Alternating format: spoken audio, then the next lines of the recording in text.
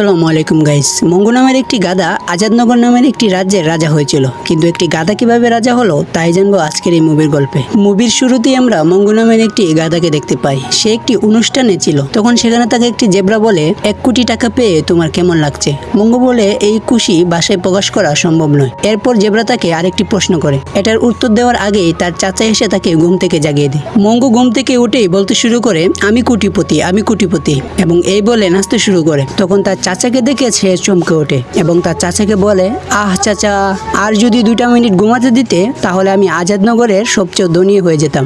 এরপর চাচাকে জড়িয়ে ধরে এবং আবার কল্পনার দুনিয়ায় চলে যায়, যেখানে একটি গাড়িতে একটা সুন্দরী মেয়েকে নিয়ে ঘুরে বেড়াচ্ছিল। তখন তার চাচা ধমক দিয়ে বলে, শুধু স্বপ্ন দেখলেই হবে না, কিছু করতে চাইলে তোমার বাবা মার মতো কঠোর পরিশ্রম করতে হবে। এরপর মঙ্গু কাপড় ধুতে চলে যায়। আসলে মঙ্গু সেখানে কাপড় ধোয়ার কাজ করত।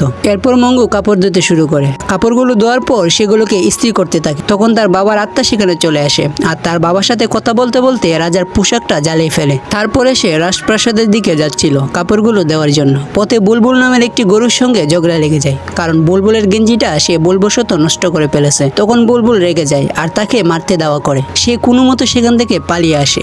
এরপর রাস্তা দিয়ে যাওয়ার সময় কিছু প্রাণীরা সরকারের বিরুদ্ধে আন্দোলন করছিল। তাদেরকে নেতৃত্ব দিচ্ছিল সর্দার নামের এই লোকটি। তখনই একটি গাড়ি দিয়ে এই রাজ্যের রাজকুমার তাদেরকে উস্কিয়ে যায়, যার কারণে তারা আরো বেশি রেগে যায় এবং প্রতিবাদে ক্ষিপ্ত হয়ে যায়। একটু পর মঙ্গু পৌঁছে যায় রাজপ্রাসাদে। সেখানে গিয়ে দেখা হয় রাজার অ্যাসিস্ট্যান্ট ফিনার সাথে। ফিনা তখন মঙ্গুর কাছ থেকে কাপড়গুলো নিতে চায়, কিন্তু মঙ্গু ভিতরে ঢোকার জন্য কান্নাকাটি করতে শুরু করে। তখন ফিনা না পেরে ভিতরে ঢোকার অনুমতি দিয়ে দেয়। সে প্রাসাদের ভিতরে সৌন্দর্য দেখে অবাক হয়। এরপর সে কাপড়গুলো নিয়ে রাজপুত্রের কাছে যায়, কিন্তু তখনই রাজপুত্র ওই পুরো অংশটা দেখে ফেলে এবং ধমক দিয়ে বলে, এটা জ্বলেছে কিভাবে? তুমি জানো এটার মূল্য কত? তখন মঙ্গু কি বলবে বুঝতে পারছিল না। এরপর তার মাথায় একটি আইডিয়া আসে। সে রাজপুত্রকে বলে, রাজকুমার, এটা হলো এখনকার ফ্যাশন, আর আপনার লেজ বের করার জন্যই এই ছিদ্রটা রাখা হয়েছে। তখন রাজপুত্র মঙ্গুর কথায় গলে যায় আর তার প্রশংসা করতে শুরু করে। ফিনা এগুলো দেখে তাদের দুজনকেই বোকা বলে। তখনই ফিনার কাছে রাজার কল আসে। রাজা তাকে মিটিংয়ে আসার জন্য বলে। এরপর ফিনা সেখানে আসার পর রাজা তাকে জিজ্ঞেস করে প্রাণীদের উৎসবের প্রস্তুতি কেমন চলছে। ফিনা বলে, এই তো সব ঠিকঠাকই হচ্ছে। এরপর রাজা বলে, আমি এখন বুড়ো হয়ে গেছি, আমি চাই এই রাজ্যে নতুন রাজা বানাতে, কিন্তু রাজকুমার এতটাই দায়িত্বহীন যে জনগণ তাকে পছন্দ করে না। তখন ফিনা রাজাকে পরামর্শ দেয়, যদি নির্বাচনের মাধ্যমে রাজাকে বেছে নেওয়া হয় তাহলে কেমন হবে। মানে ফিনা এখানে একটা প্ল্যান করেছে যে নির্বাচনের মাধ্যমে রাজকুমারকে জালিয়াতির মাধ্যমে জয়ী করে এই রাজ্যের রাজা বানাতে চায়। জনগণ মনে করবো তো তারাই ভোট দিয়ে জয়ী করেছে, কিন্তু রাজা তার কথা কিছুই বুঝতে পারে না। সে সেখান থেকে চলে যায়। তখন তাদের কথা আড়াল থেকে একটি গিরগিটি শুনছিল। গিরগিটি ফিনাকে বলে, তোমাকে দিয়ে কিছুই হবে না। তখন ফিনা হাসে আর বলে, আমার কাছে এমন একটা পরিকল্পনা আছে যা আমাদের নিশ্চিত জিতিয়ে দেবে। অন্যদিকে নিউজ চ্যানেলে বলা হয় আজাদনগরের রাজপুত্র একদমই ভালো না। সে শুধু পড়ে আছে নিজের বিলাসিতা নিয়ে। ফেরারি গাড়ি কিনে সেটা চালাতে গিয়ে তার জন্য অনেক পশু পাখির ক্ষতি হয়েছে। তখন এক রিপোর্টার তার বস শিমুর কাছে এসে বলে, আমাদের চ্যানেলের রেটিং বাড়াতে হবে, বড় কোনো নিউজ আনতে হবে, তা না হলে আমাদের চ্যানেল ডাউন হয়ে যাবে। তখনই সেখানে ফিনা এসে উপস্থিত হয় এবং শিমুকে জানায় রাজকুমারকে রাজা বানানোর পরিকল্পনা চলছে, এতে আপনার চ্যানেলের রেটিং বাড়বে, আপনারা শুধু আমাকে সাহায্য করবেন। এরপর তারা ফিনার কথাই রাজি হয়ে যায়। পরের দিন প্রাণীদের উৎসব শুরু হয়। সেখানে মঙ্গু এসেছে। তখনই মঙ্গুকে বুলবুল দেখে ফেলে। বুলবুল হচ্ছে ওই শার্টটা যার গেঞ্জিটা সিনেমার শুরুতেই নষ্ট করেছিল মঙ্গু। তখন বুলবুল মঙ্গুকে পিটার জন্য দাওয়া করে। মঙ্গু তখন পালাতে পালাতে একটি মাঠে এসে পড়ে, যেখানে পালোয়ানদের লড়াই হবে। তখনই সেখানে থাকা এই বানরটি মনে করে সেই শক্তিশালী সুনামের সাথে সে লড়াই করবে। মঙ্গু এটা শুনে ভীষণ ভয় পেয়ে যায় এবং তখনই সেই সুনামি সেখানে চলে আসে আর মঙ্গুর উপর আক্রমণ শুরু করে দেয়। মঙ্গু তখন অনেক চেষ্টা করে সুনামিকে এক পর্যায়ে পরাজিত করে ফেলে। এরপর রাজা মঞ্চে উঠে বলে যে রাজকুমারই এবার রাজা হবে। তখন ফিনা শিমুর দিকে ইশারা করে আর ওইদিকে শিমু সেখানে উপস্থিত সর্দারকে বলে, রাজকুমার এতটাই জেদি আর দায়িত্বহীন যে সে কোনোভাবেই এই রাজ্যকে পরিচালনা করতে পারবে না। সর্দারের এই কথা শুনে সেখানে থাকা সব প্রাণীরা এই রাজাকে অপছন্দ করে, যার কারণে তারা সবাই মানব না বলতে শুরু করে দেয়। এর জন্য রাজা অনেক রেগে যায়। তখন ফিনা রাজাকে বলে, এখন নির্বাচন ঘোষণা করার সঠিক সময়। এরপর রাজা ঘোষণা করে যে এবার রাজা নির্বাচনের মাধ্যমে বেছে নেওয়া হবে আর নির্বাচনের সম্পূর্ণ দায়িত্ব তিনার হাতে তুলে দেয়। এরপর বিভিন্ন জায়গা থেকে প্রাণীরা নির্বাচনে অংশ নেওয়ার জন্য অডিশনে আসে, কিন্তু বিচারকদের কাউকেই প্রার্থী হিসেবে পছন্দ হয় না। তখন শিমু মজা করে বলে, এই সবার থেকে তো একটা গাধাই ভালো, শিমুর কথা শুনে ফিনা মঙ্গুর কথা মনে পড়ে। সাথে সাথে সে মঙ্গুকে নিয়ে আসে। এরপর ফিনা মঙ্গুকে বলে, নির্বাচনের মাধ্যমে তুমি রাজা হবে। তখন মঙ্গু বলে, আমি এতটাও গাধা নয় যে আমি এসবের মাঝে ঢুকবো, আমি এসবের মধ্যে নাই। এই বলে সে সেখান থেকে চলে যেতে শুরু করে।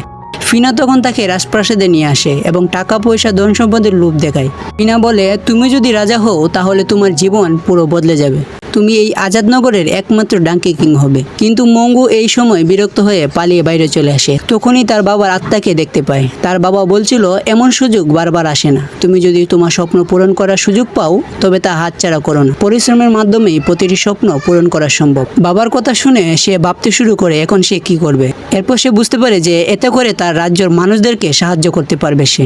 তখন সে রাজা হওয়ার জন্য রাজি হয়ে যায়। এরপর এদিকে ফিনা রাজার কাছে যায় আর মঙ্গু যে সিলেক্ট হয়েছে সেটা রাজাকে জানায়। রাজা এতে প্রচন্ড রেগে যায়, সে একটা গাধা হয়ে কি করে রাজ্য সামলাবে। তখন ফিনা রাজাকে বুঝায় মঙ্গুকে কেউ ভোট দেবে না আর আমাদের রাজপুত্রই বিজয়ী হবে। তখন রাজা ফিনার কথা মেনে নেয়।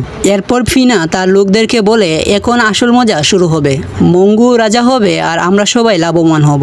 এদিকে সবাই ভাবছিল মঙ্গু খুব ভালোভাবেই এই কাজটা করবে, কিন্তু সে কনফারেন্সে গিয়ে সবার সামনে কি বলবে সেটা কিছুতেই মুখস্থ করতে পারছিল না। তখন তার বাবার আত্মা বলে, এগুলো মুখস্থ করার প্রয়োজন নেই, তোমার মন যা বলে তুমি তাই সবাইকে বলো।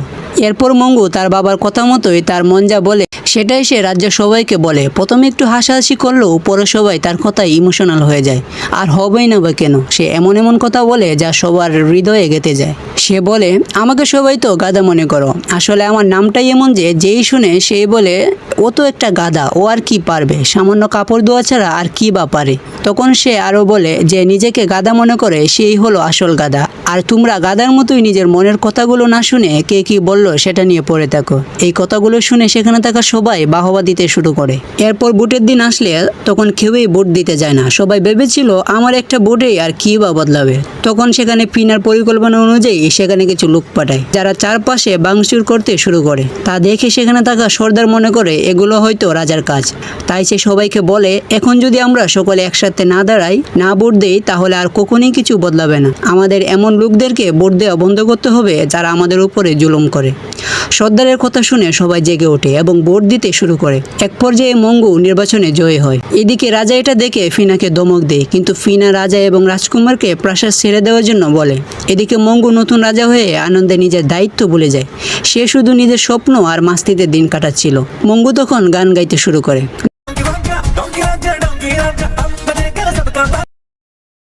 এদিকে ফিনার কাছে একটা কল আসে। ফোনে তাকে বলা হয় এখন তোমার আসল কাজ শুরু হবে। এরপর ফিনা মঙ্গুকে বলে তোমার মন্ত্রী বদলে দাও। এরপর এমন এমন লোকদেরকে সে মন্ত্রীর দায়িত্ব দেয় যে তারা কোনো কাজই ঠিকমতো করতে জানতো না। এর ফলে রাজ্যের নানা সমস্যা দেখা দেয়, যেমন পানি এবং বিদ্যুতের অভাব। এর জন্য পশু পাখিরা মঙ্গুর কাছে যায় সমস্যার সমাধানের জন্য। তখন ফিনা তাদেরকে বলে এগুলো কোনো বড় সমস্যা না, চিন্তা করার কোনো কারণ নেই, ঠিক হয়ে যাবে। এর জন্য মঙ্গু খুবই উদাস হয়ে পড়ে। এরপর তার বাবার আত্মা আসে আর বলে সত্যিকারের রাজা হওয়ার অর্থ নিজের প্রজাদের সেবা করা। তুমি যাদের ছোট মনে করো তারাই তোমার সবচেয়ে বড় দায়িত্ব। তোমাকে তাদের ভালোর জন্য সবকিছু করতে হবে। বাবার কথা শুনে মঙ্গু অনুপ্রাণিত হয় এবং সিদ্ধান্ত নেয় যে তার ভুলগুলো শুধরে তার প্রজাদের সাহায্য করবে। মঙ্গু তার বাবার কথার মতো জঙ্গলে যায় এবং একটি পুরনো বাড়িতে যায় যেখানে রাজাসহ অনেক পশু পাখিরা বন্ধু অবস্থায় ছিল। তখন রাজা মঙ্গুকে পুরো সত্যটা জানায়। রাজা বলে ফিনা তোমাকে রাজা বানিয়েছে তার সুবিধার জন্য, তোমাকে সে ব্যবহার করে এই রাজ্যটাকে হাতিয়ে নিতে চায়। ঠিক তখনই সেখানে ফিনা আর একজন মাস্টার এসে পৌঁছায় এবং পরের দিন পশু পাখিদেরকে পাচারের পরিকল্পনা করে।